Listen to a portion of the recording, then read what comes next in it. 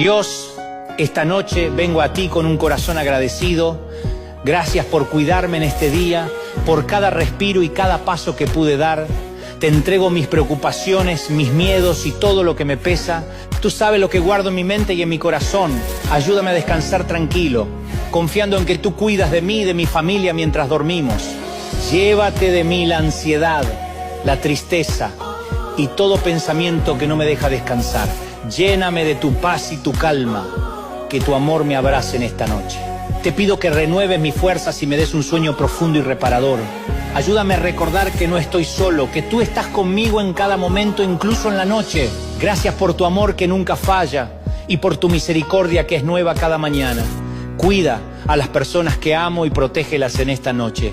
Gracias por ser mi refugio y mi paz. Te entrego mi vida y mis sueños confiando en que tú tienes el control. En el nombre de Jesús. Amén.